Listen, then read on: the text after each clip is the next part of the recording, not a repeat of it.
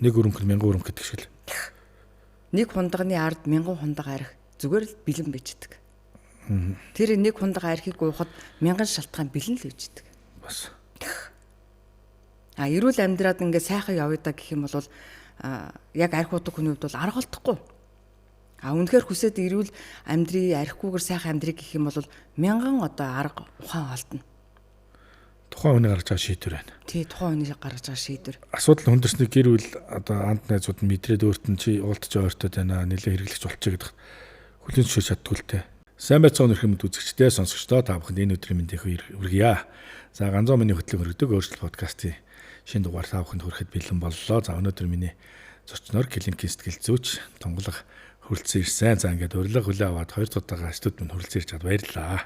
Баярлаа. Баяр наадмаа сайхан тэмдэглэсэн үү? Хаагур наадваа та. Баяр наадмаар гэр зураа. За. Наадмаас. Боломжтой сайхан баяр наадам болдгоор болоо. Телевизээр үзэл, хуушраа хийж идэл. За. Тунгай хөтөлөөр ярьдаг сэдв бол ер нь үзэх сонсогч маань тодорхой. Тэгээд үзэх сонсогчдоос коммент ирсэн. Энэ талын донтолт болно те зөвхөн арьс дарс гэхгүй бусад төрлийн донтолтын талаар мэдээлөхөөс гадна энэ хэрэглээт төрсэн хүмүүсийн бас ар гэрийн харилцаа болон те зөрчил үүсэх таагүй байдал үүсэх хүүхдүүд үзүүлэх нөлөө янз бүр байна. Тэгээд сэтгэл зүйч Тунгай эмчийг оролцуулан дахин энэ талаар ярилцах боломжтой юу гэсэн комментууд олон хүмүүс нэлээд холбогдсон юм аа. Ингээд дахин бас санал тавьж өрсөн. За та ер нь энэ донтолтын төрлийн хүмүүс гэж ер нь ямар хүнийг тодорхойлоод байна. Үнэхээр удам дамжаад одоо жишээлбэл архины хамааралтай болчиход байна уу? Найз зөвхөн дуурайх байгаар хамааралтай болоод байна уу? Эсвэл одоо сэтгэл зүйн нөгөө баяр хөөр гунгаа ингээд андуурж болгоогоос болоод энэ хэрэглээтэй донтолтын төрлийн хүн гэж тодорхойлогдоод байна уу? За донтолтонд өртсөн хамааралтай болсон хүн гэсэн үг шүү дээ.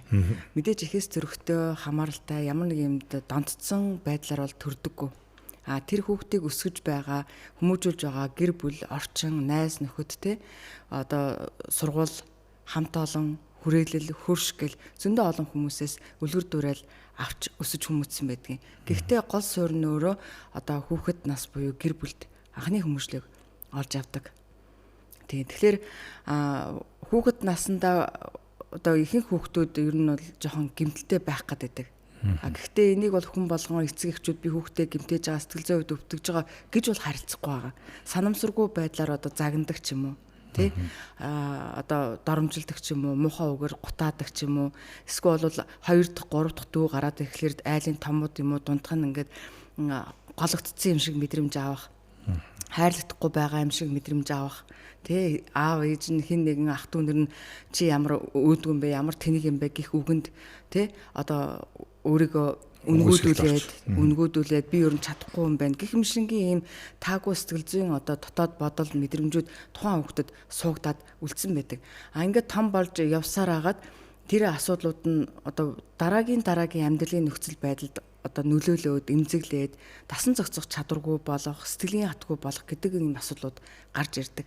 Тэгэхээр энэ байдлуудыг дарж даван туулахын тулд нөгөө өмнө арх гэдэг зүйлийг хэрглэж, тий арх пи гэдэг одоо хэрглэж эхэлдэг. Таата мэдрэмжийг аваад тайвширдгийм мэн гэдэг одоо бодол мэдрэмжийг авангуудаа эндээ дадал зуршил болоод ингээд одоо нөгөө байдал маань донтолтын хэлбэрт шилждэг. Тайвшруулах гадна нөгөө талаар бас илүү зоригтой болох гэж. Өөртөө ихтэй байх гэж. Өөрийгөө илэрхийлэх чадвараа алкогол юм уу бусад төрлийн донтолтын зүйлэр гэж задлж бусдад мундаг болж харагдах гэж байна. Андуурдж байна уу? Жишээлбэл одоо нэг аав хүүхдүүдтэйгээ харилцаанаасаа болоод уудаг болсон. За яагаад юм гэхээр бага наснаас ихсүүлэл одоо нөгөө бас их яриа хөвгтөөс ээж автагаа ярьж хөрмөр байдаг. Ярингуй томчуудын дунд орж ярьлаа дуугаа бай гэдэг ийм одоо зэмлэлийг хүртсээр байгаад өөрийгөө илэрхийлэх чадваргүй болоод сүулдэ дуугаа ураагаад тэгээд ингээд насанд хүрсэн гэр бүлтэй болсон ажил мэргэжилтэй болсон өөрийгөө илэрхийлэхийн тулд бусдад ойлголцохын тулд арх хэрглэж эхэлсэн байгаа юм.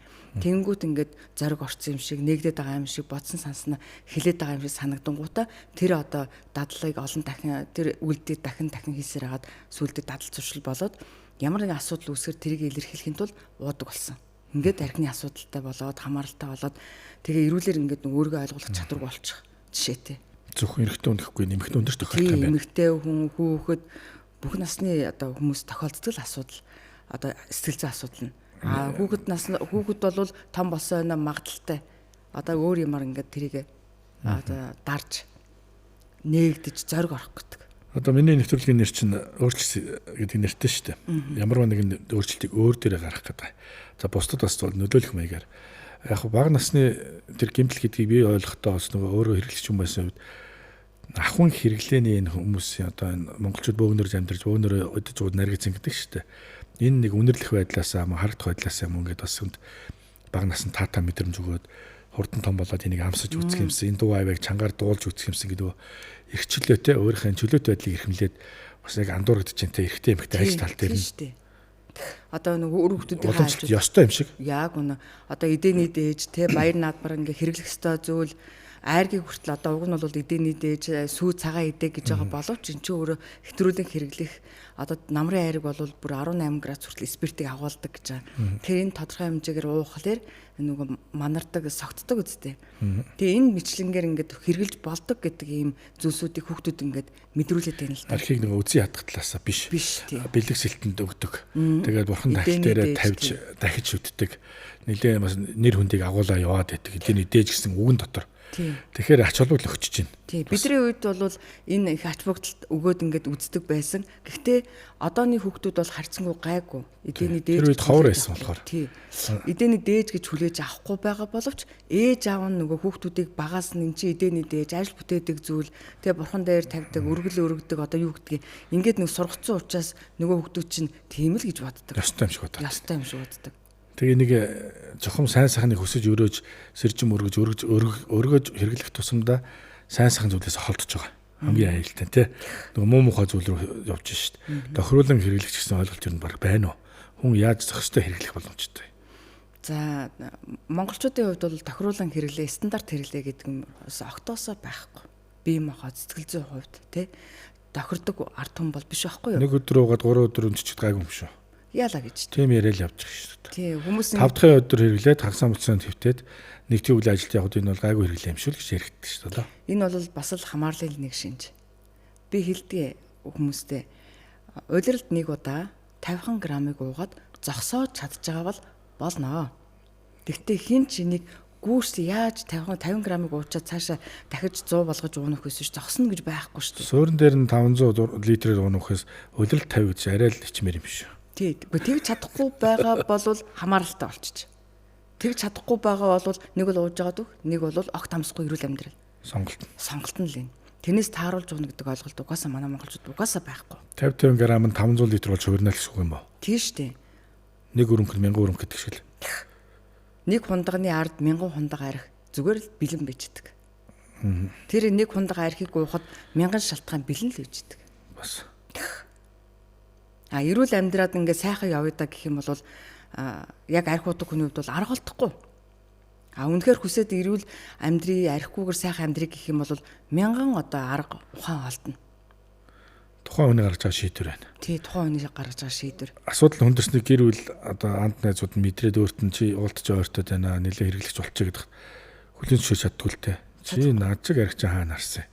Ажилтаа амьдралтай тийм биз. Унах наар хоронтой хүн. Тэр бөбөөчдийг харж байгаа нүгэд идэл та. Энэ бол бас хүлэн зөвшөөрч чадахгүй байна уу? Тий, хүлэн зөвшөөрч чадахгүй. Ер нь бол архины хэрэглээтэй хүмүүс өөрийгөө дандаа өөрөөсөө дор болцсон хүнтэй харьцуулдаг. Хизээч өөрөөсөө дээгүүр гарч байгаа, сайхан амьдарч байгаа хүмүүстэй өөрийгөө зөөрлүүлж жишиж чаддаггүй байхгүй юу? Жишээлбэл дорж надаас аймар удаг, харин ч би гайгүй гэж. Гэтэл бат надаас илүү гоё амьдраад байна. Яаж энэ бат шиг болох уу гэж боддгоо л ахгүй юу? Нэгдүгээр.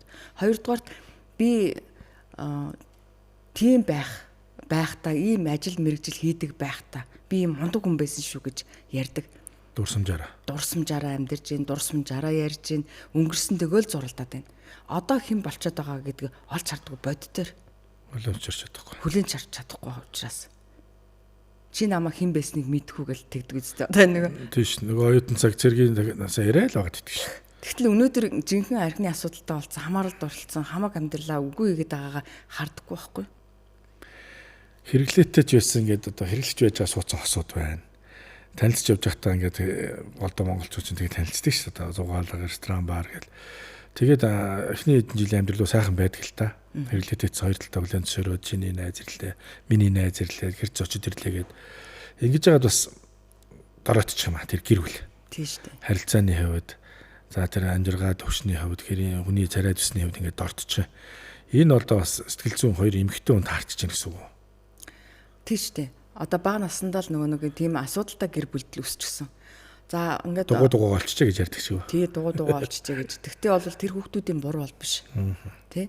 Бага наснда архины асуудалтай хүмүүстэй орчинд амьдарч исэн тийм хүмүүс гэр бүлийг харж исэн хүмүүс архийг жигшиж өсдөг. Би энэ шиг ийм архич хүнтэй суухгүй. Би ийм архичин болохгүй. Би хүүхдээ гэр бүлээ сайхан жаргаадаг хүн болно гэж бодож одоо өсч том болоод тэг хүнтэй суудаг. Гэтэл яг л нөгөө архичин болохгүй гэснээрээ болцсон байдаг. Архичинтай суухгүй гэснээрээ суудсан л ээждэг. Яагаад тэгэхээр тэр хүний даалд ухамсарт аль альныхын даалд ухамсарт архичин хүний амьдрал архи уудаг, хэтрүүлэн хэрэгэлдэг, хортоогоор хэрэгэлдэг, архинаас үүдэлтэй асуудлуудыг мэдсэн хүмүүсийг харж өсөж даалд ухамсарт нь тэр програм суугдаж таньдаг програм болж байгаа. Одоо жишээлбэл бид нар цагаан сараар ингээд айлд орохоор салат гэл нийс салат зөндөө олон салаатууд байж байгаа. Нийстэй л идэт идэг. Таньдаг учраас, мэддэг учраас, нөгөө ам чанар бүхэн мэддэг учраас тэрийг л иддэг. Энтэй ижилхэн хүүхдийн даалд ухамсарт нь нэг архины асуудалтай гэр бүлийн гаргаж байгаа зан ааш үйл бүх юмыг мэддэг учраас яг тэр хүнийгээ таниад гэр бүл болох магадaltaй. Гэхдээ хизээ нэгэн цагт уухаа болчин, засагдчин, эдгэрчин л гэж найдаж суусан байдаг. Гэхдээ архины асуудал өөрөө хүсэж төвчээр гаргаж тэ нөхцөл байдлаа дасан зогцож ингэж чадахгүй бол улмал дорддог. Хоёр би нэг анзаараад яванда хоёлаа өөрчлөгчнөө энэс холтно гэсэн төлөвлөгөө байгаа л да өрхий. Тий байгаа. Гэвч нөгөө нэг сэтгэл зүй сэтгэхгүй махан би хамааралтай болчихлоо. Хамааралтай болчихсон. Өөрт бүр дийлэх болчих чинь тий. Болж гин одоо тий сайхан амьдарч гин болж гин зохицуулж чадна. Нэг л өдөр болчин. За гэтэл ингээл мэдээж гэр бүл болсон хүмүүс чи хоорондоо одоо хэрүүл маргаан гарах юм гарч л таараа. Гарна. Тий тэгэнгүүт л нэг нь хаалга саваал гардаг, нэг нь зайл гэдэг, нөгөөт нь гарч явал найс нөхдөд нөгөө асуудлаа яриад уйлал дуулаад уугаад эхэлдэг. Энэ ингээд олон дахин давтагдахаараа л донтолт руугаа ороод явчихна. Гэхдээ хамгийн гол нь би ингээ уруудаад байх шүү гэдгийг ерөөсөө ингэж нөгөө ойлгож ухаарч хардаггүй. Тухайн гал намжаах л үлдчихэж. Тий тухайг л намжаах. Гэхдээ энэ цаадлаа бол одоо бид өнөөдөр ярианы гол сэдв би хэрэглээд энэ юм мартагнаа явж байна. За эхнэрс нөгөө талд хэрэглээд мартагнаа явж байгаа тий хоёр хэрэглээтэй гэрвэл. Гэвч цаана нөгөө аав ээжүүд үр хүүхдүүд юу болж хуурах вэ? Давхар хамааралтай амьдарч байгаа хүмүүс шүү дээ. Тийм шүү дээ. Тэрэн дээр ямар онцлог шинжлэхүүд илэрлээ. Ер нь бол ээж аауд ямар ч хэсэг бүтэн ойртой онохгүй. Байнгын одоо хөл чимээ, машины чимээ чагнаж тэг хин нэг нь таньдаг мэддэг хүн л нуцтаж хаана явж гин, юу хийж гин, яаж гин, ийж гин. Амнаас идэрхт нь одоо ижил орчууд гэж. Тийм. Тэгэл одоо нөгөө өвгөн эмгэн хоёр минь хоёр биндэг уурлаж чийл ингэж хүмүүжүүлсэн. Би ингэж хүмүүжүүлсэн гэл одоо ахаад нэг гэр бүл хоорондоо маргалтаж эхэлж байна. Тэгэхээр уудаг хүний ард ээж аауд бүтэн нойр тий амар тайван байх байдлыг нөгөө арх уудаг хүмүүс минь хулгай хийгээд байна. За эхнэр нь одоо хаашаа явчих вэ? Ийч үү мэдээж миний буруу байсан. Одоо би бас буруу хийчих үгээл бас өөр дээр бүх бурууг хүлээж аваад тий яванд бол тэр эхнэрийнхээ итгэл найдвар хайр халамж гэдэг имийг бас л улгаа хийж байна. Эхэндээ хайрладаг, халамжилдаг, халуун олдоо өгдөг гэсэн бол сүүлдээ тэр байхгүй болно шүү дээ. Газар зүгээр гуд саяул их юм. Тийм орчин хүлээж авна. Тэгэхээр нөгөө эхнэрийн хайр халамж тэр итгэл найдвар бүх имийг хулгай хийж чинь нөгөө архиудаг юм байна. Хүүхдүүд чи аава гэл баяр хөөртэй ухтаал тэврээл үнсэл тоглолт нааддаг тий инээж хөөрж баярлдаг байсан бол архиудаг аавыг орж ирэхэд бүгд буруу хараад өрөөрөндөө ороод орондоо гурав орох нь ороод гараа явах нь яваад нэг ясандаа хүүхдүүдийнхаа инээд хөөр баяр баясгалан амар тайван байдал нөгөө хүсэл мөрөөдөл гэдэг зүйлийг бас ингээ архиудаг хүмүүс минь хулгай хийдэг гэсэн үг. Тэгэхээр ерөөсөө тэр чигээр хулгайч. Өөрийнхөө жирүүлбэнд амьдсыг хулгайлж байгаа. Бусдын ч гэсэндээ аюулгүй байдлыг хулгайлж байна. Сэтгэл зүйн одоо асар том хулгайч байхгүй. Тэгээ хүмүүс болохоор би хулгай хийдэггүй, би уух мөрөөрөө уугаал явдаг, мөрөөрөө уудаг. Мөрөөрөө уудаг гэж ярьдаг. Би агсан тавьдаггүй, би чимээгүй орж ирэл унтаад өгдөг. Би ёстой энэ ууж байгаагаа нуудаг хүүхдүүд мэдэхгүй гэж. Нэг бол би энэ айлын муу сайн муу юм өөрч явна. Яг үнэтэй. Бүх одоо энэ бүх хүмүүс муу мухаг нь би өөрж явж байгаа. Гэр бүл дотор ингэж яах дахиад цаана нөгөө хадмууд яригдчих шүү дээ. Дургууд нь хөргөн бэрүүд нүртэл санаа зовоод л өлтөд өгчгүй, зодуулаад ингэчгүй гэж хайгаа авчид өгч. Нэг хүний ард 4-50 хүн зовж шаналж яадаг гэж үздэг.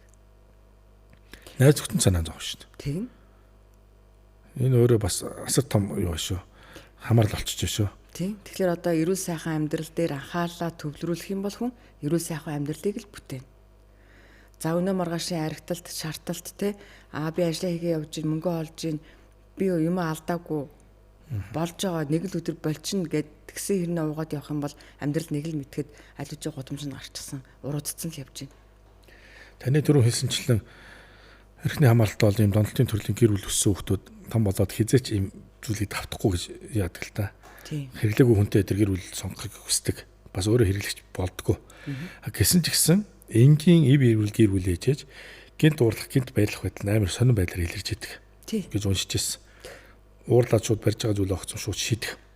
Хашгирах, ойрлох юм мурч шийдэх гэдэг нь ирүүл ээжээж ахтай алкогольны үнэр танаргүй ээжээж ийм зан сортгооны үйлдэл гардаг гинэ. Энэ тэгэхээр тэр нөгөө архиталтай хамааралтай гэр бүл өссөн хүүхдээс л гарч байгаа илэрлээ. Тийм шүү дээ. Зан үлийн өөрчлөлт байхгүй юу? Мэдээж одоо ингээ хүүхдийг баг байхад нь ээж наав нэмээ нөгөө нь хинч байдгийг уудаг, зан айш авир гаргадаг, агсан согтуу тавьдаг, элдвэр хилдэг байхад хүүхэд баярлаад энийгэд байхгүй дээ. Гомд нь тунирх нь үзэн ядна айн төгшнө гэж зөндөө олон асуудлууд мэдрэмжүүд сөрөг мэдрэмжүүд тэр үед суугдана. Тэр битгийл зарим одоо хүмүүс хүүхдүүд ярьдаг шүү дээ. Ингээ гадаа бороотой бүрхэг байнгут л автоматар ингээд бүр ингээд гэрийнх нь тэр аав ээж нь ч юм уу хин ч юм ууцсан юм шиг санагдаад одоо яаж гэртээ орондоо гэж боддог. Тэгэхэд тэрийг мдээгүй ээж авуулсан үгүй гэдэг мдээгүй зүгээр гадаа бүрхэг байхад л тийм мэдрэмжийг авдаг болчихсон. Энэ бол сэтгэл зүйн гэмтэл шүү дээ. Цаана эцэг шалтгаан тэр цаг агаар шалтгаан гэж архитектик учраас хүүхд мэдэрсэн биш зүгээр. Мэдэрсэн байна. Дээрээс нь зүгээр автоматар ингээд сэтгэл зүйн хувьд ингээд таагүй байдал үүсэж байгаа байхгүй юу? Одоо ингээд бүрхэг өдөр тэгж байна. Тэгэхээр тэр хүүхдийн яаж хичээл ном болон спорт уралдаан тэмцээн дээр амжилт гарах үү? Тий. Тэгээ гэртээ ирэхэд тэрээ уугаагүй байх юм бол бөөн баяр. Бөөн баяр. Ууцсан бол мэдээж тэр хэлээгүй юу гэдэг юм зүйл одоо олон удаа тэр бодож ирсэн бодлоод нь биелээд ах тэр уултаа өдөр нь тодорхой байна гэж ингэж. Тий. Тэгэл бороотой өдөр тавгүй болдог. Хэрвээ гэртээ ирэхэд зүгээр байх юм бол бөөн баяр. Хамгийн эмгэлтэй нэм төрлийн гэр бүл өсөж байгаа хүүхдүүд ихнэрүүд бас л аавыгаа нөхрийгөө хамгаалсаар л хийдэг. Хамгаалсаар хөдөө явсан, гадаадд сурж байгаа амар хордлого гөшөөж бож чадахгүй юм твч яхад л аав ийм гоё имчилгээ хийлгэж байгаа юм, совлуулж байгаа гэдэрхэл ингээл хүн хүүхд хамгаалсаар л хийдэг. Энд чинь нэг ясандаа нэг хамгаалж байгаа боловч нөгөө өндөө өөгшүүл болж идэг. Нөгөө нь улам өөгшүүлээд уухт нь одоо бүр ингээд таата боломжийг гаргаж өгöd нь шүү дээ. Энэ бас олон шалтгаантай. Авч байгаа арга хэмжээний яг элэг бүтэн амьдарч байгаа. Элэг бүтэн амьдарч байгаа. Бас нэг хань ааваа гэдэг дуудахтай баймаар байдаг. Хань ажиллаж гэсэнтэй хань тэгээ ажилдаа төрөлтөө орлоготойгоо бас баймаар байдаг. Тий. Олон шалтгаан бий. Тэгэхээр цаана бүхэлдэн хүний амьдрал өр бүтэн амьдарч олиосглоод байдаг. Тэгээ тэр нэр хүндийн асуудал юу чинь. За эдний аав нь эдний нөхөр нь ингээ уугаа явчихсан гэдэг бусад мэддэгдүүлэхгүй байхын тулд. Бас эмгтэй эрэгтэй хамааралтай хүнтэй амьдарч байгаа хүмүүс нөгөө ах トゥ нараас их нуух юм л та. Найс төсөж гисэн. Тий. Хаяа идэж уудаг. Заваарыг ингээ гэр оронд очихгоо зочлохгүй явж яана гэвэл нөгөөх нь нууцсан байвал манайх эзэнгүү байгаа шүү тэрэл ингээл худлаа ярахаас эхлээл хулгайч их тохиол гарна ш нөгөөдгийнхэн төлөө. Тэгэхээр юусээ энэ бол асар одоо тэр хүмүүсийг нөгөө бас нэг тусгаарлалтын байдалд оруулж байгаа байхгүй. Тэг энийг бол өөрөөсөө хамгийн аимшигтай зөв үйлдэл гэж боддог. Архич юм бол нүд аман сүмийгээд олон долоо мөрөд нүрэн мөрн улаагаад мэддэгддэг. Эхнэр юм хүүхдүүд чи ирүүл байгаа. Тэгтээ сэтгэл зүй харц тэр нэг харилцааны өнгө мөнгө хэрэгэлдэг өгнүүд тэр нь жоохон хархисtuu бүдүүлэгдүү их эвгүй болсон байдаг шүү. Тий. Эсрэгээр нэг бол бүр нам чимээг болчихно. Тий. Ер нь бол арх удаг хүмүүсийн гэр бүл бүү дуугар бүү яр бүү итэг гэдэг юм зүйл үйлчилдэг. Тэгээд үүнээсээ үүдэлтэйгэр нөгөө тэрэндээ дадаадан ер нь дууга хураагаад тий нэг өрөөнд ороо суудаг ч юм уу. Ер нь бол ийм тусгаардмал, ганцаардмал. Тэгээд дасан зохицох чадваргүй болдог хамгийн аимшигт. Ямар ч асуудал ирэхэд тэрийг даван туулах тэсвэр дэвчээр дасан зохицол гэдэг байхгүй учраас ирээдүйд нөгөө хөгж яах нь бас л нөгөө арх гэдэг асуудлаар шийдэж болдгийм байна гэдэг бодлын холбоос суудсан байгаа шүү дээ. Өөрөө тэгтээ тухайн үед хэрэглээгүй байсан ч гэсэн. Тэгээд насан туршаа энэ уугаад үзэх юм бол таатай юм шиг ийм болохоор нөгөө аамаа уугаад идэх юм бэ шүү дээ. Босгол юм бэ шүү дээ. Хэвээ юм бэ нөө гэд ингээд хүлээгээд авчихсан. Тэгээд авчиж. Суурн бэлээ юм чи. Тийм байна. Суурн дээр нь одоо тоос гурахад юу юм баг. Гэр бүл дотор энэ асуудлыг ярилцаа, зэгцлээд эрүүлэр амьдраа цаашаа хөдлөйхээр нөгөө хэрэглэгч хүн өөрөө зогсолт хийхгүй бол хүүхэд ихнэр 2000 тэнд нөлөөлөхөд барахгүй. та нарыг би яаж гудамд гарсан тийчээгээд аваа явдаг гэх нөгөө нэг хаан заяагаа яриад ингээд томорсоор байгаа л улам махалдаг. Тийм учраас ихэнх ээжүүд хүүхдүүд дуугаа байж дэсэж өнгөрөөдөг баг. Тэгээ энэ гэр бүлийн хүчрхийлэгдэх хууль гарах тийм үү. Гэр бүлийн араар тавих одоо бусдыгаа хуурам мэхлэх гэдэг. Архинам голдохгүй тэгэл хулгай хийх худлаа ярих зүйл нь тавтагч эхэлнэ шүү дээ. Тэгээд нөгөө эхнэр дээр хүүхдтэй л нөгөө нэр холбоотой явна шүү. Тийм учраас чимээгүй их өнгөрдөг байна. За азар ингээд нөгөө маань өөрийгөө хүлээн зөвшөөрөөд ингээд архинаас татгалзаад эрүүл амьдрыг гэр бүлээ бодъё гэд сайхан одоо ингээд төвчээр гараад уухгүй татгалзаа сайхан болно доо. За тэгээ үжитл нэг сар өнгөрөөд эхлэнгүүт нөгөө эхнэрийн ажил эхэлчихдэг. Нөхөр мань уухгүй ингээд эрүүл сар бол болох гээд хичээгээд байгаа шүү дээ. Тэмцээд байгаа. Тэгтэл эхнэр одоо тоглолт эхэлнэ шүү дээ. Уучих үедээ идчих үедээ жоохон оройтонгууд нь чи хаагур явж тэнтэй явж наа чин юу чимээ сонсогдоод байгаа юм. Тэгэл орж ирэнгүүт нь ингээл үнэрлээл шалгаал. Тэнгүүт нөгөө хичээгээд байгаа хүнд аягүй хэцүү байдаг. Тэгэхээр гэр бүл би зөвлөгөө өгт энэ тал дээр нэлээд сайн дэлгэрэнгүй зөвлөгөө өгт. Хардтал сэрдэлтийн асуудал гарахгүй. За ингээд нөгөө чи уухгүй 9 сар бол яваад 1 сар боллоо 2 сар боллоо аваа сайхан явж идэл дахиад эхнэрийн ажил ахаад эхэлдэг. Ягаад тэгэхээр уухаа болцсон хүмүүс маань нөгөө мөнгөтэй төрөхтэй болоод ажил төрсөн сайхан болоод царай зүснүүр гэд бүх юм гоё болоод эхэлнэ шүү дээ. Тэнгүүт эхнэр өөр хэн нэгэнтэй хардаад эхэлдэг. За энэ гоё болоод эхэллээ. Оройтод эхлээ нөгөө чи ажил төрлөө нөгөө нөхөх гээд нь шүү дээ. Уусан ажил цаг хугацаагаа нөхөх гээд айгүй их ингээд ажиллаж хичээд зүтгэнэ. Тэнгүүт эхнэр нь тэр нь ахаа буруугаар ойлгочтой. Хинтээ явж ин хаагур явж ин яагараа чи ингээ оройтдгийг тэг яагаад үсээдс суулаас ихсүүлэл ууснасаа дор юм боллоо. Ууснасаа долоо дор юм боллоо. Ууж яхад нэс хөглөн уултгаа тэмцэж яхад нь одоо ингээ зарим эхнэрүүд бүр баг ингээд уугаа явжсэн баг дээр юм бин гэж хүртэл ярьж ирсэн эхнэр бас байдаг шүү. Ингээд өөрөөрөө тэмцээд хичээж байгаа нь ямар ч зүйлүүдийг сонгоо явж болно. Улаанбаатартайгаа одоо үн төлбөрхөө тусад сургалтууд хамрагдаад явж болтон ламын сургалтанд очно сүмийн сургалтанд очно уултгүй орчин хайгаад байгаа шүү дээ. Эхний удаад ингээд аваа дэмжиж яагаад мундаг байш шүү өмнө хайр чинь сайн байш шүү тэр гэж яагаад. Тэгээ сая таны хэлсэнчлэн ингээд хартал сэрдэл үүсээд 3 дугаар үеийн бүр ингээд үгүйсгээд эхэлт юм шүү. Ер нь 90 сар бол явах шаардлага байна уу чи. Зүгээр гэртээ хөвтчихээ. Уугаа твчээ гэдгүйсэн бол одоо зүгээр хөвтчихээ. Чи ер нь өөрчлөлтөөч энэ амьдрал өнгө орохгүй. Тэгээд ингээд бас үгүйсгээд эхэлдэг. Тэгэхээр буцаад нөгөө хүн чинь урамшихгүй ингээд ер нь уусан ч адилхан уугаагүй ч адилхан юм байна. Яг тийм байдаг бодол үүсдэг. За тэгвэл энэ засах арга байдаг шүү дээ бас. За нөгөө уухгүй болчихсон эрүүл хичээгээ тэмцээд байгаа хүн маань өөрөө эрүүл болчихж шүү дээ. Сэтгэл зүй бие махбод эрүүл болоод хичээгээд байгаа. Гэтэл эхнэр яасан? Эдгрээгүй өмшлөгдөөгүй явж байгаа.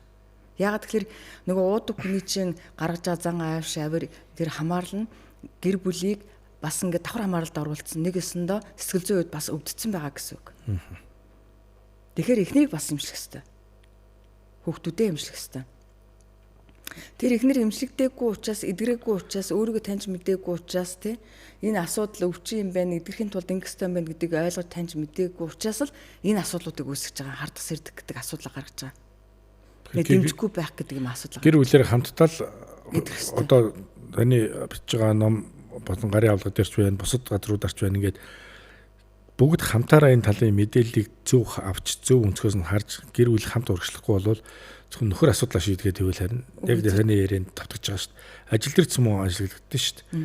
За 5 дахь өрөө уугаа тагсан буцаа нэгээд хөвтөөд тийм үстэй нэгтгэд ажилдаа ирж байгаа бол нэг хэрэглээтэй хөнгөс тооцохгүй шүү дээ. Хөнгөн маягийн тэгээд одоо ажил дээр маазраал гэдэг ингээл байж идэг шүү дээ. Энэ болохоор бас асуудал өртсөн байна гэсэн үг. Өртсөн байна гэсэн. Давхар гэр бүлээс гадна энэ хэрэглээтэй хүний ард ажлын хамт олон найз гэдгээ сонголт хийж байгаач бид их цагаа өнгөрөөж байгаа.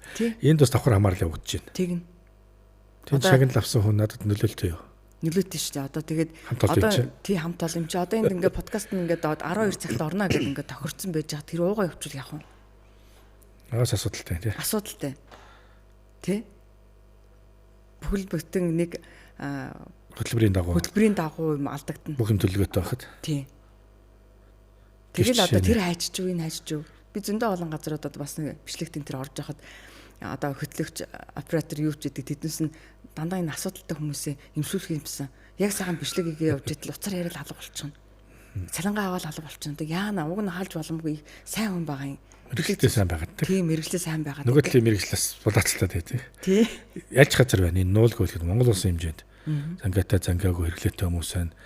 төрөлжин байсан бүр их амьдарч байгаа хүмүүс нийгмийн бүх тал дээр энэ уулт архиталт давхар хамаарал явагдаад байна. Тийм учраас өнөөдөр бас таныг урьж багахан хэмжээнд ч гэсэн мэдээлэл өгье. Дэлгэрэнгүй мэдээлэл авахар бол дахин хоёлаас хүүхдээр тогтож ярих гэж бодож байгаа. Өмнө нь бол хоёлаа нэг яагаад хүмүүс донтолт төртгий архины амралтаа болсон гэж. Өнөөдөр бол хоёлаа энэ арг гэр те хамт олонны талаар жоохон хөндөж ярьж байна. Хоёр таныг олзуурах гэж байгаа нь би бас ингээд ном гаргаж ийн гэдэг чинь архины асуудалтай хүмүүстэй нэлээд удаан хугацаанд одоо өөрөөрөө ажилласан хүмүүс л энэ дотоод гадаад сэтгэлийг ойлгно шүү дээ. Тийм учраас таныг ингээд хид ном уугахгүй гаргаад энэ нийгмийн энэ том бүрх зүйлийг бас энэ аж амьдрал архины асуудал донтолтын асуудлыг шийдэж чадахгүй байгаа хүмүүст ингээд ном гаргаад гэж бас олзуурхаад байгаа. Тэгээ энэ талаараа та нүрийн над руу харуулчих.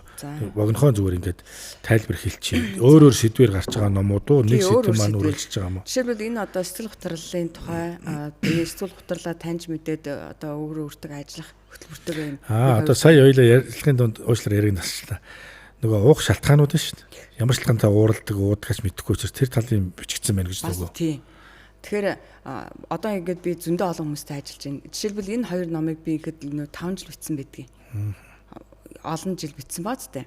За тэгтэл ихэнх хүмүүс нэг бусдын ам хэлээр те өөрийгөө би сэтгэл хөдлөлтэй байна гэдээ оншилсан. Мэргэжлийн хүн дээр очиж үзүүлээг өөртөө ингээд сайн дураар онш тавиад тэрэндээ бүр ингээд итгээд өөрийгөө уламд ордуулсан хүмүүс маш олон байдаг. Гэтэл зүгээр л амрах хэрэгтэй те жоохон унтах хэрэгтэй.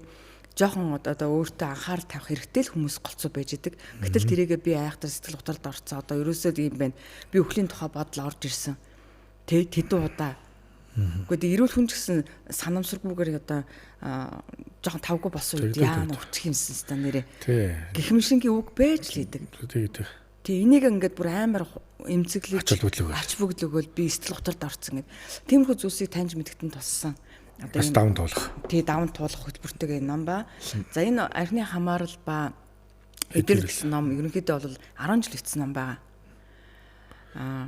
Миний одоо 20 жилийн туршлага тий цуглуулсан мэдлэг багш нарын минь одоо хэлсэн ярьсан онол гэд бүх юмнуудыг ангаах юм болон амьдралын болон архитектийн дунд өнгөрөөсөн 20 жилийн туршлага байгаа тий. Ерөнхийдөө бол монгол хүний кейс дээр монгол хүнийхээ одоо хумсар сэтгүүд одоо нэгэсэндээ хөрсөн дээр буусан байдлаар бичсэн. Ахуй соёл бидний аж байдал зан байдалтай төстэй маягаар бичсэн байна шүү дээ ойлгоход. Тэгэхгүй бол одоо яг орчуулгын номдыг би бас ингээд нөгөө судалж үзэж хагаад ойлгохгүй юм бас байх нь байсан. Тэгээд ерөнхийдөө бол яг Монгол хөрсөн дээрээ тохирсон, тэгээ Монгол хүмүүстэй тохирсон ийм арга барилаар өөртөө ажиллах одоо 12 хөтөлбөртөөгөө бичсэн ийм ном байгаа.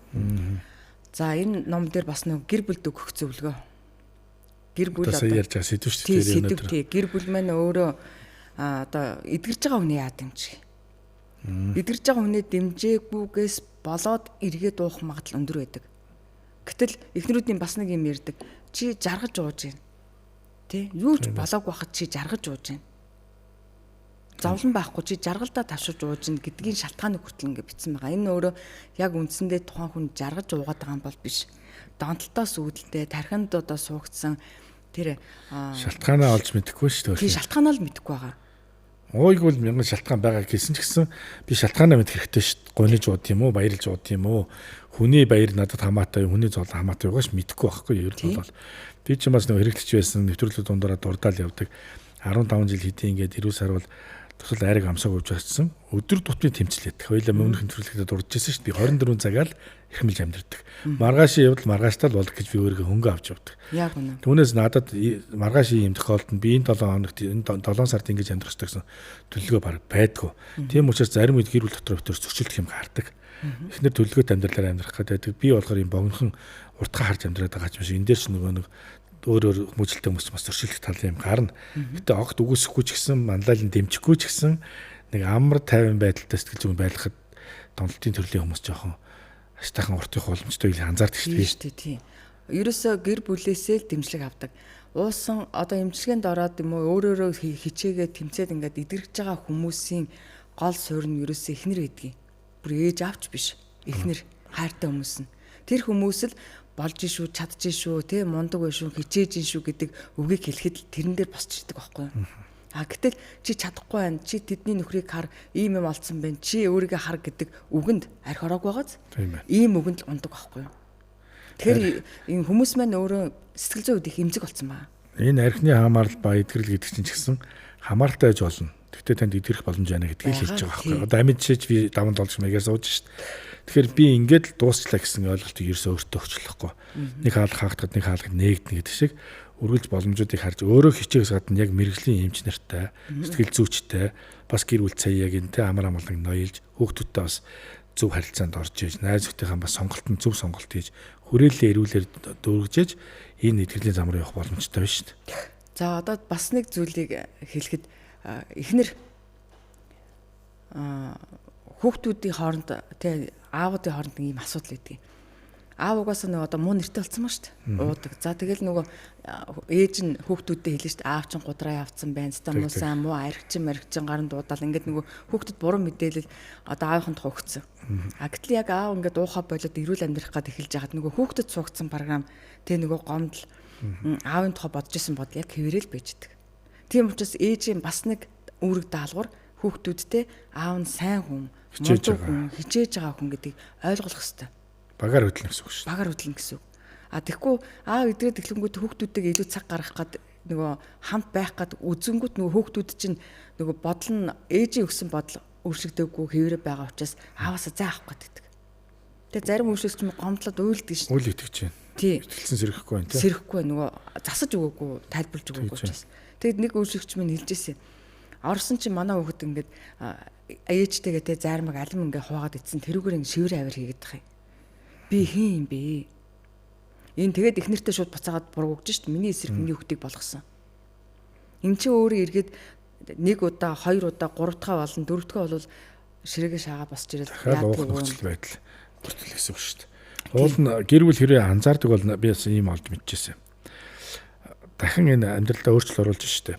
Эцэгч, ихч, хүүхдч ингээд өөрсдөө цэвэршүүлээд дахиад гэр бүлээ эрүүлжүүлж явах хугацаанд аав идэвхтэй яг сайн шиг тэмцэж яхад бага насны хүүхдүүд бол аавын тэр архитектыг орлон ашиглах муухай дурсамжийг бага насны хүүхдүүд бол мартаж чаддаг гэж байгаа. Тий, цаг хугацааны их. За алхам руу ороод ирсэн буюу насан турш байгаа хүүхдүүд уучлж чаддаг гэж. Яг үнэ. Миний аав яах вэ? Энд чинь дуртаатай биш F-арав гээд донтолтын хэлбэрийн юм өвчин туссан байж. Тэрийг мэдэхгүйгээс ээж маань энэ дээр харилцааны хувьд ингэж үл ойлгосдог байжээ. Тэгэхээр одоо ингээд өөрийгөө яланд хэл тэмцэж байгаа учраас би аавтаа бас дэм болох хэвээр. Ээжтэй ч гэх юм уу те ингээд донтолтон дурсан гэр бүлийн үнэ хамтаараа аврах юм байна гэд ингээд уучлал ярьдаг гэж. Нэг зүйл дээр анзаараад хахад энэ архинаас татгалж байгаа болон хор цусаас бүх төрлийн донтолтоос таталж байгаа хүн асар их урмын өгсөд байт юм байна. Тийм шүү дээ. Итгэлцэл. Яг нэг гойж ганглаад хувцсноор учиргүй бэлгэсэлтэхгүй ч гэсэн урмын үг. Яг нүүрэн дээр амар ингээд мэддэхгүй ч гэсэн тэр өрөөнд сонсогдохоор өтер. Эдийн хугацаанд наа чи хэрэглээгөө яваад гэж ярихад янзын итгэл авт юм шүү. Тэгээ одоо нөгөө уугаал анх амссан цагаас эхлээл сайхан үг сонсоог байгаа шүү дээ. Нөгөө л маригчин гэдэг үгийг сонссон. Би бол аригчин гэдэг үгэнд ер нь бол дургу. Аригчин гэдэг чинь дээрүүд одоо хэрэглэдгээс одоо бол болцсон бас хамаарал гэдэг бас л та. Гэхдээ гэр бүл илүү их хэрэглэдэг. Мэргэжлийн хүмүүс бол энийг хэрэглэхгүй шүү дээ. Зөв гэр бүл дотор ах トゥ нар дотор муу аригчин л гэдэг. Энэ үг маань өөрөө одоо нөгөө хүнийг улам доош нь хийж ингэж байгаа дуусан ингэж байгаа дөхий гэдэг тийм байдал түлхдэг л гэж байна. Тийм учраас аригчин гэдэг үгийг одоо болж үл хэлэхгүй байх гэр бүл. Хамааралтай, эмгэгтэй. Тийм. Бас яг эмгэгтэй гэхээр бас эмзэгэл юм байна тийм. Тэгэхээр би номон дээр яагаад аригчин гэж хэлэхгүй байх хэвээр аригчин гэдэг үгийн утга одоо нэршлиг ингээд тайлбарлаад тэгээд дээрэс нь энэ номондоо нөгөө арх гэдэг үгийг би их бага оруулсан. Яагаад тэгэхээр арх гэдэг үг өөрөө дандаа өдөлт болж өгдөг. Эмчилгээнд орж байгаа хүндээ ч би бас юм үгийг ер нь хэрэгэлдэг гэж хэлэх жишээтэй. Энэ ном дээр бол одоо зүгээр этанол гэдэг нэр хэлгээр бас явж байгаа. Тэгэхээр яг нөгөө этанол гэдэг үг орох зохимжтой газар нь орлоод арх гэдэг үгийг бас арай зохимжтой газарт ингээд мэдрэмжтэйгээр 20 жилийн чинь таны нөгөө одоо дурслагч л яг энэ чинь гэж байгаа байхгүй юу. Түүнээс яг арх гэдэг үг хэлэх болгонд нөгөө арх нүдэн төсөөлөгдөдтэй. Тий, төсөөлөгдөв. Шинэ архиуд, Jack Mark 075 033-аас эхлээд ахтүүгээр нүд төсөөлөгдөөд дахиад архлын тухай их бичигдэх юм яригдахаар арааны сүсэл дээр ялгараад тэгээд яг нөгөө ууж исэн үеуд ингээд дурсагдаад байдгийг. Тий, наадах чинь бол одоо ерөнхийдөө нөгөө тархинд ингээд нөгөө арх одоо тий нөгөө бодийн холбоос үүссэн байгаа шүү дээ. Тий. Арх уухад таатай байдаг. тархинд байдаг таашаалыг одоо тий шагналын урамшууллыг одоо бий болгодог бодисыг дааврыг ялгаргуулдаг гэдэг. Энэ чинь өөр зуршил болцсон учраас зүгээр энэ үгэнд л тэр дадал зуршил мэдрэмж мэдээллүүд өөрөө сэргжээдэг. Ингээд энийг бол уух дурсал гэдэг байгаа байхгүй юу. Тэгэхээр болж игэл одоо ийм арх гэдэг үгийг би ер нь бол энэ дээр бага битсэн. Ер нь зөвхөн архийг хоёлаа тодтогж ярьж байгаасаад энэ 3 номонд бүх төрлийн донтолтын талаар бичигдсэн юм байна. Тийм учраас яг энэ донтолтод хамрагдсан хүмүүс нийгмийн 3 чихэн ном бол худалдаад авчиж чадвар бол байдгийг. Түүнээс 3 сараа сургалтын суугаад нэг 30 хоног ийм сонсоод иргэвэл маш дургүй байдгийг. Үгүйсгэлтэй баг очтгоо. Энэ номыг хэн нэг нь бэлгэлсэн ч бай, санд болгосон ч авахгүй гэсэн өөрөө сэтгэл гаргаад худалдаж авах боломж чадвартай байдгийг. Бас донтолтод ирсэн хүмүүс. Сэтгэл зүйчдэр бичлэн очих, лам боо дээр бичлэн очих, эмнэлэгт бичлэн хэвтгэхэд дургүй байдгийг. Миний нэр хүнд талдаад байгаа юм шиг. Бас миний орон зайг булаацлаад байгаа юм шиг ийм сэтгэл зүй эмзэглээ яваад. Ингээд биелэн надтай ярилцахаар биччихээр номнууд гарчин бол энийг харин ах дүүгээд гуугаад авахулж болно. Бас өөрөө зориулт болгоод өөртөө худалдаж авч болно. Цөөн байдаг шүү дээ ийм төрлийн номнууд. Энэ ном одоо ингээд нөгөө өөртөө ажиллах дэвтэр хэсгийг гаргацсан. Тэрэн дээр нь өөрөөсөө асуулт асуух, өөрийн тухай одоо таньж мэдэх, өөрийнхөө тухай эргцүүлэн бодох юмнуудаа дасгал даалгавартаа тий бүгдийг ингээд бичсэн. Яг өөртөө хэрвээ сэтгэл зүйчдэр очих боломжгүй хол байгаа, ойр байгаа гэдэг ч юм уу би дургүй байна. Номтойгоо ажиллаж чинь гэсэн үг шүү. Номтойгоо ажиллаж чинь гэсэн. Үндсэндээ баг сургуульд ороод нөгөө анханасаа бичих үсэх сурдаг шиг насан туршаа өнөө дахиад өөрийгөө олж авах гэж байгаа байхгүй юу? Хаана миний уут эхлэв? Хаана өөрийгөө алдаж эхлэв? Ямар зан суртахуунаа би гээчгүй, ямар зан суртахуун маань муухай болоод хоёрчүүгээд номтойгоо ажиллах нь шүү дээ. Энэ номуудыг хаанаас судалж авах боломжтой юм? Аз хур номын дэлгүүр, энтэй номын дэлгүүртэй. Манай нэг алдартай номын дэлгүүр төр байдаг юм шүү дээ. За ховчлон бас тантай ингээд уулзаж сэтгэл зүйн зөвлөгөө авъя.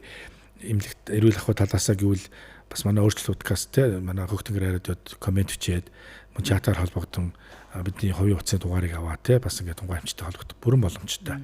Тэгээ би үндсэндээ хоёулаа 2 удаа ингээд нэвтрүүлгээр таныг оролцуулж байгаа.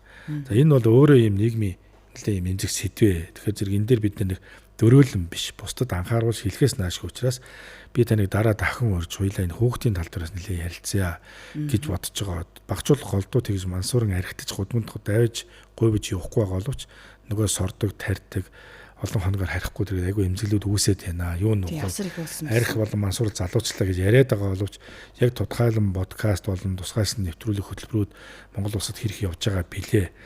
За эрүүл Монгол хүнгээ сайн хөтөлбөр явж байгаа гэсэн бас татан бухсан сураг байна лээ. Одоо энэ археолог болон бусад үн төлбөргүй архины болон донтолтын имчилгээнүүд бүгд төлбөртэй болж байгаа гэсэн юм яриа явна лээ.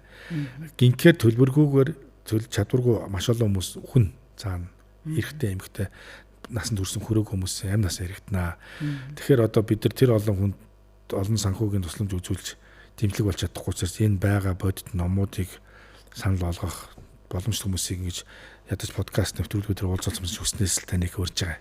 Тэгээд та манай үзэх сонсогч бас хандаж хэлэх ямар үг байна. За ер нь бол бидний гол зорилго эрүүл амьдрах. Нэгдүгээр. Хоёрдугаарт одоо эв найрамдалтай байх. Тэгэхээр эрүүл байна, эв найрамдалтай байна гэдэг чинь өөрөө уухгүй байж тийм бүгдийг хүн хийн. Тэгээд хэдий ч нэ дотоод сэтгэл зүйн таагүй, тухгүй, хүнд асуудлуудыг дарах гэж уух тусам хүн хурдан архины хамааралд орж архины асуудалтай болж уудаг болчдөг. Тэгэхээр ийм одоо асуудлууд үүсэх юм бол арх биш спортоор юм уу өөрийнхөө дуртай жаргаж хийдэг, таашаал авч хийдэг тэр зүйлээрээ орлуулж одоо сэтгэл зүйгээ тайван байдалд, сэргээдэг байдалд орохыг л одоо уриалж байна. За. Урилга хүлээж авч хүрэлцээсэн танд баярлалаа. Дахин үзэх сонсогчдорч одоо мэдээллийн чанартай зүйл хүргээд байгаа нь олон мянган километр явж энэ тентгийн аршаа ус сайн гэн арх дарснаас гардаг гэнэ гэж очих биш.